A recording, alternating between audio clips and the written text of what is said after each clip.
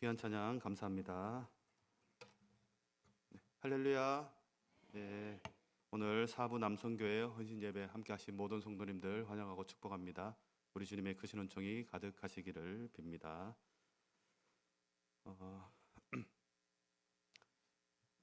네. 우리가 이렇게 예배자로 교회에 이렇게 와 있는데 오늘 또 우리가 교회에 와서 하루를 보내며 이렇게 살아가는 이런 이유는 아마도 교회가 좋아서일 겁니다. 다들 그러시죠? 네, 교회 오는 것이 좋아서 생각보다 대답이 좀 작으셨습니다. 어, 우리가 이렇게 아침부터 일찍 와서 교회에서 하루를 보내며 함께 있는 이유는 교회가 좋기 때문일 겁니다. 교회와 함께 있는 것이 좋고 교회에 오면은 뭔가 좋은 일들이 많고 그런 기대감을 가지고 교회에 오기 때문일 거라고 생각을 합니다. 정말 그렇습니다. 교회, 이 예배의 장소, 하나님의 전이 우리 모두에게 위로와 안식의 공간이 되기를 원합니다. 교회에 오면 평안을 느끼고 위로를 받고 새 힘을 얻는 그런 장소가 되면 좋겠습니다. 정말 그랬으면 좋겠습니다.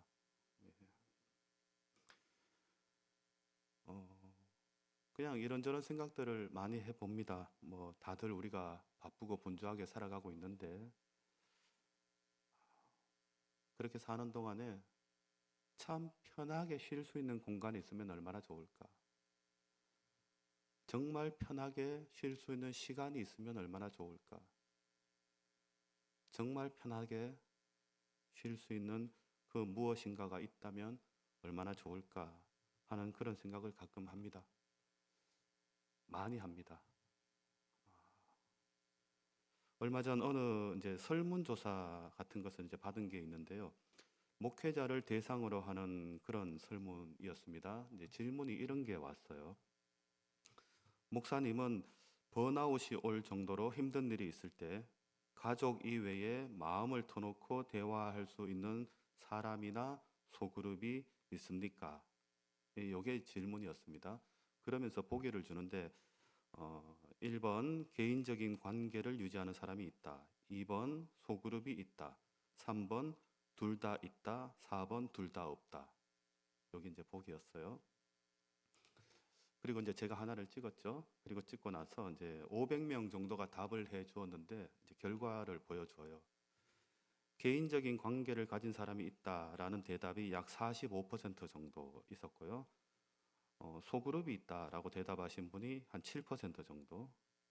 그리고 둘 다 있다라고 대답하신 분도 제 생각보다는 꽤 많았습니다. 25% 정도가 둘 다 있다라고 대답을 했고 둘 다 없다라고 대답한 분이 한 20% 정도 그렇게 대답을 하셨습니다.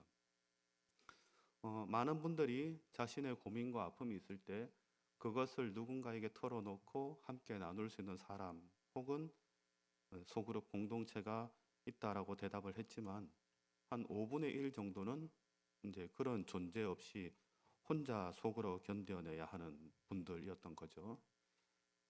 저는 뭐라고 대답을 했을까요? 예, 비밀입니다. 네. 네. 목회자만 그렇겠습니까? 사실 뭐 우리가 다들 비슷하지 않겠습니까? 그리고 오늘 헌신 예배로 하시는 우리 사부 남성교회 회원분들은 그냥 제 생각엔 더 많이 그러실 것 같다 생각을 해보았습니다. 뭐 장로님, 안수 집사님들, 저분들의 연배가 뭐 이렇게 살아오시는 삶이 만만치 않으셨을 거다.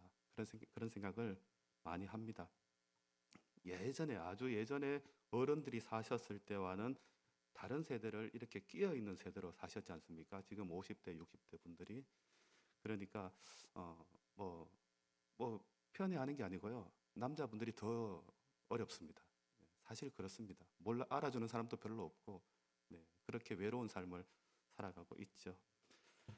그렇게 남들이 모르는 여러 가지 마음의 짐을 지고 이 자리에 우리가 왔는데 그렇게 와서 예배하는 이 교회의 자리가 우리 모두에게 참 위로의 자리가 되면 좋겠습니다. 쉴 수 있는 안식을 누리는 자리가 되면 참 좋겠습니다. 우리가 또 이제 세상에 나가고 삶의 터전에 나가면 다양한 직함이나 직업을 가지고 살아가고 그렇게 하는데 적어도 교회에 있을 때만은 우리는 예배자다 하는 그런 하나님만을 바라보는 그런 모습으로 이 자리에 있으면 참 좋겠다 그런 생각을 합니다. 예배자로 있다는 것은 온 마음과 정성을 하나님께만 집중하는 것이겠죠. 나의 삶의 모든 걱정과 근심 다 내려놓고 마음속에 안절부절, 걱정거리, 초조한 마음 가지고 있던 거 다 내려놓고 나의 아픔, 상처 다 하나님께 내려놓고 하나님께 다 떠넘기고 그래서 나는 평안을 누릴 수 있는 것 그런 평안함, 안식을 모든 예배 때마다 다 누릴 수 있기를 소망해 봅니다. 그래서 오늘 예배 시간에 이 안식에 대한 생각을 좀 나눠보려고 합니다. 제가 이제 청년들하고 가끔 이야기를 하다가 쉬는 날 뭐 하냐 이렇게 물어요. 이렇게 물으면 뭐 이런저런 대답을 하는데 저는 장난처럼 이렇게 대답을 해요. 쉬는 날에는 그냥 하루 종일 집에서 빈둥대는 게 제일 최고다. 그렇게 했더니 이 청년들이 그 말에 공감을 해요. 자기도 그렇다는 거예요. 아유, 오죽 사는 게 힘들면 청년들도 그럴까 싶기도 한데 여러분들은 어떠십니까? 쉬는 날이 있으면 어떻게 시간을 보내십니까? 어떤 분들은 정말 하루 종일 자고 싶다. 24시간 잠 한번 자보고 싶다 하는 분들도 꽤 많습니다.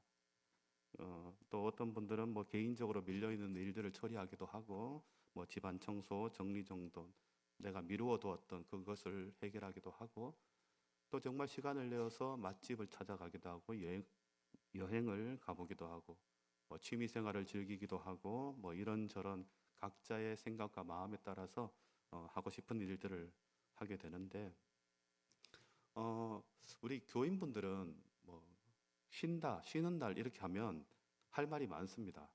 특히 이제 일주일에 하루 쉬는 날 하루 종일 교회에 와 있으니까 왠지 주일에도 바쁘고 할 일이 많고 그런 생각들을 많이 합니다. 교인분들은. 그래서 성도님들 중에 나는 쉬어본 날이 없어 그런 말을 하시는 분들도 있어요. 실제로 많은 분들이 하루 이제 6일간 바쁘게 생활하시고 또 주일날 교회에 와서도 아침 일찍부터 늦게까지 바쁘게 주일을 보내기도 하고 그러는데 정말 이 쉼이라는 게 뭘까? 안식이라는 것이 뭘까? 우리 그리스도인들에게 있어서 안식이란 어떤 의미가 있는 것일까 하는 것들을 정말 참 우리가 고민을 해보면 좋을 것 같아요. 하나님은 우리에게 안식하라 말씀하셨는데 하나님께서 주시고자 하는 그 안식이란 무엇일까 하는 것들을 오늘 읽은 히브리서 말씀을 통해서 한번 생각을 좀 해보겠습니다. 히브리서 4장 9절과 10절 말씀 같이 제가 읽겠습니다. 그런즉 안식할 때가 하나님의 백성에게 남아 있도다. 이미 그의 안식에 들어간 자는 하나님이 자기의 일을 쉬심과 같이 그도 자기의 일을 쉬느니라. 말이 조금 어려운데요. 요지는 이겁니다. 좀 쉬어라. 이런 뜻입니다. 쉬어라. 안식해라. 하나님이 쉬셨으니까 너희들도 쉬어라 하는 그런 말씀입니다. 게으름 피워라 하는 말과는 좀 다른 그런 의미입니다. 하나님께서 우리에게 주고자 하는 것들은 많죠. 많은 것들을 우리에게 주고 싶어 하시는데 그 중에 가장 중요한 것은 아마 안식일 겁니다. 하나님은 우리에게 진정한 안식을 주시기를 원하십니다. 그런데 사람들이 너무 바쁘게 살고 힘들게 살고 벅차게 그렇게 살아가니까 하나님이 그런 우리의 모습을 보고 너무 안타까워 하시는 거죠. 그래서 하나님은 스스로 먼저 안식을 하셨고 그리고 우리에게 안식을 명령하셨습니다. 출애굽기 20장 10절 말씀 제가 읽겠습니다. 일곱째 날은 내 하나님 여호와의 안식일인즉 너나 내 아들이나 내 딸이나 내 남종이나 내 여종이나 내 가축이나 내 문 안에 머무는 객이라도 아무 일도 하지 말라. 하나님은 이렇게 안식을 명하셨습니다. 그저 단순하게 주일에 교회 가라 하는 것이 아니라 안식을 누려라 하는 것을 말씀하셨습니다.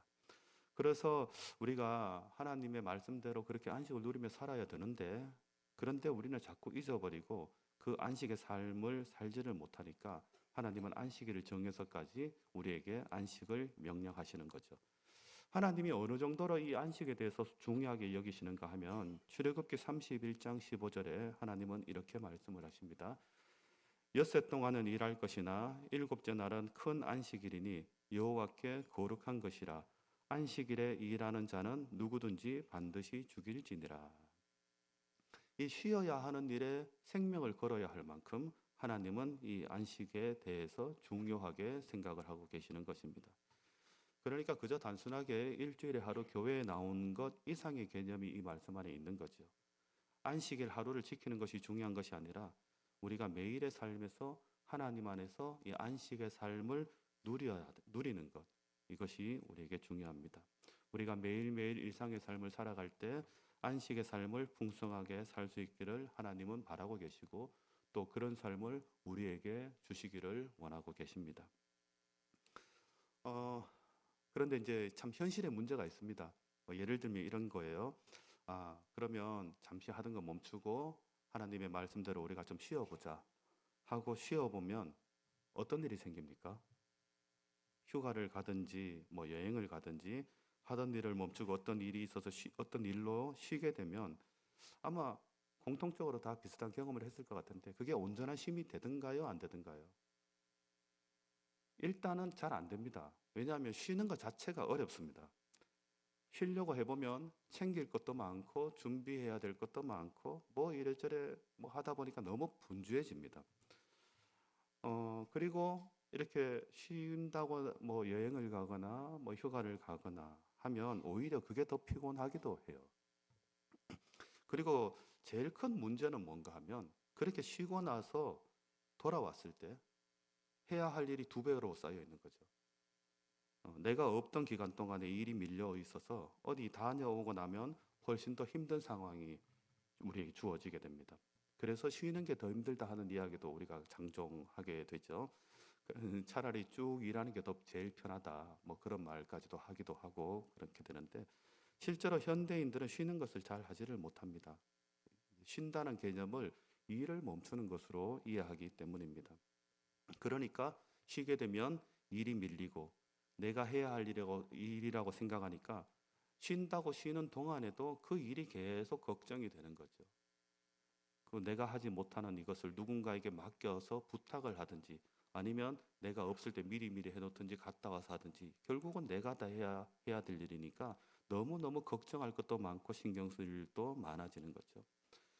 이런 상태로 쉬겠다고 하니까 안식을 누리지를 못하는 것입니다. 하나님께서 우리에게 주시고자 하는 안식은 그런 것이 아닙니다.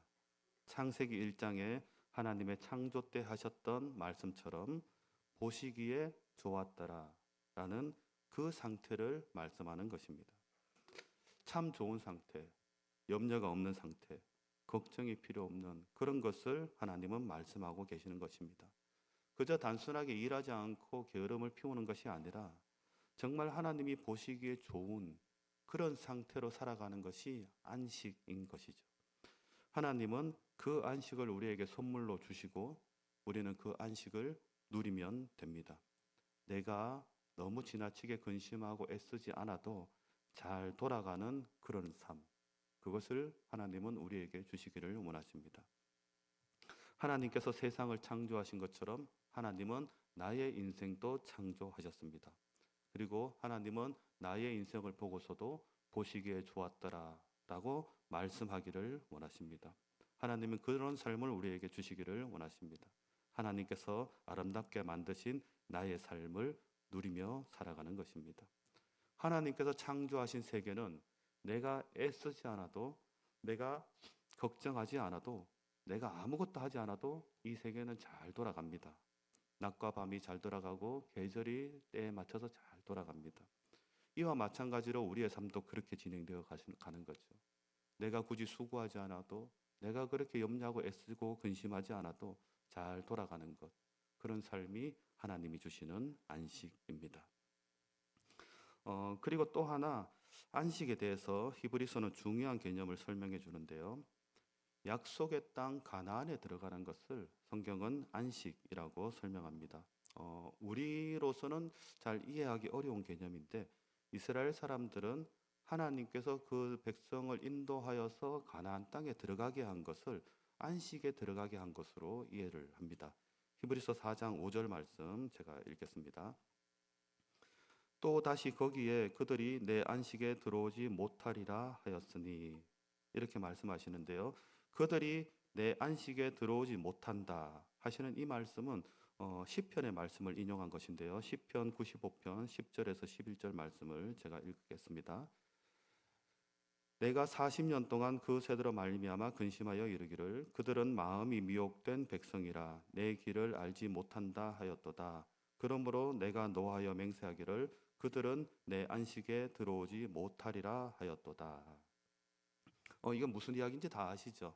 이스라엘 백성들이 이집트에서 나온 후에 가나안 땅으로 가지 못하고 광야에서 방황을 하게 됩니다. 왜 그랬냐면 그들은 하나님을 믿지 못했기 때문입니다. 그래서 40년이라는 시간을 광야에서 머무르게 되었고, 그리고 나서 세대가 바뀌고 40년 후에 그들은 가나안 땅에 들어가게 되는데, 그렇게 가나안 땅에 들어가는 것을 안식이라고 말씀하고 계십니다. 하나님께서 주시겠다고 약속하신 그 땅 가나안에 이르는 것을 안식하는 것이다. 그렇게 말씀하고 계시는 것이죠. 원래대로 하면 그냥 나와서 그냥 가면 됐었는데 그들이 하나님의 말씀을 거역하고 불순종함으로 그들은 하나님의 약속의 땅에 들어가지 못했습니다. 하나님의 안식에 들어가지 못하게 된 거죠. 그래서 히브리서 기자는 하나님께 불순종한 그들은 하나님의 안식에 들어가지 못했다라고 말씀하고 있는 것입니다. 이 가나안 땅에 들어가는 것을 이제 오늘날 개념으로 이해하면 세상에 살던 사람이 예수님을 믿고 구원받는 삶을 살아가게 되는 것으로 비유할 수가 있죠. 세상 속에 살던 사람이 예수 그리스도를 믿고 복음을 알게 되면 그는 그때부터 세상에 속한 사람이 아니라 하나님 나라에 속한 사람이 됩니다. 광야에서 사는 삶이 아니라 약속의 땅 가나안에 살게 되는 사람이 되는 거죠. 하나님의 통치가 임하는 나라, 하나님의 통치 영역 안에 들어가는 것. 그래서 하나님의 다스림 안에 들어가게 될 때 우리는 진정한 안식을 누릴 수 있다라는 것입니다. 자, 그러면 이제 중요한 질문이 남았습니다. 그러면 그 안식의 삶을 이제 어떻게 살아갈 것인가? 안식해야지, 안식하자 라고 말한다고 해서 안식이 되는 건 아니지 않습니까? 어떻게 하면 안식의 삶에 들어갈 수 있는가? 히브리서 4장 11절 말씀을 제가 읽겠습니다. 그러므로 우리가 저 안식에 들어가기를 힘쓸지니 이는 누구든지 저 순종하지 아니하는 본에 빠지지 않게 하려 함이라. 이 말씀 안에서 안식에 들어가는 것과 반대되는 개념을 이야기를 하시는데 반대되는 개념이 뭐냐면 순종하지 않는 것. 그렇게 이야기를 하세요. 안식에 들어가는 것과 반대되는 개념이 순종하지 않는 것인데 무엇에 순종하지 않는 걸까요? 하나님의 말씀에 순종하지 않는 거예요. 그러니까 이걸 바꿔 이야기하면 안식에 들어가는 비결이 있는데 그것은 하나님의 말씀에 순종하는 것이다. 그렇게 이야기를 하십니다. 자, 그래서 12절과 13절 말씀이 그것을 설명해 줍니다. 12절과 13절 제가 읽겠습니다. 하나님의 말씀은 살아있고 활력이 있어 좌우의 날선 어떤 검보다도 예리하여 혼과 영과 및 관절과 골수를 찔러 쪼개기까지 하며 또 마음의 생각과 뜻을 판단하나니 지으신 것이 하나도 그 앞에 나타나지 않음이 없고 우리의 결산을 받으실 이의 눈앞에 만물이 벌거벗은 것 같이 드러나느니라. 많은 분들이 히브리서 4장 12절 말씀을 하나님의 말씀에 대한 것으로 독립적으로 암송하는 경우가 많은데요. 11절 말씀과 이 말씀을 연결해서 보면 조금 더 깊은 의미를 알 수 있습니다. 안식에 들어가야 되는데 안식에 들어가지 못하는 것은 하나님의 말씀에 불순종하기 때문이다. 그러면 안식에 들어가려면 그 하나님의 말씀에 순종해야 되는데 하나님의 말씀은 살아있는 말씀이다 하는 것이 이제 12절 말씀에서 제일 중요합니다. 하나님의 말씀은 살아있기 때문에 능력이 있습니다. 하나님의 말씀은 살아있기 때문에 능력이 있는데 어떤 능력이 있을까요? 12절 말씀이 설명하는 것은 하나님의 말씀이 가지고 있는 능력은 나를 쪼개는 능력이다 라고 이야기를 하십니다. 나를 쪼개고 내 생각과 뜻을 판단하시는 능력이 그 말씀 안에 있다라는 것이죠. 그렇기 때문에 하나님의 말씀 앞에서는 누구도 우리는 감출 수가 없습니다. 하나님의 말씀 앞에서 우리는 누구나 다 벌거벗은 것 같이 다 드러나게 됩니다.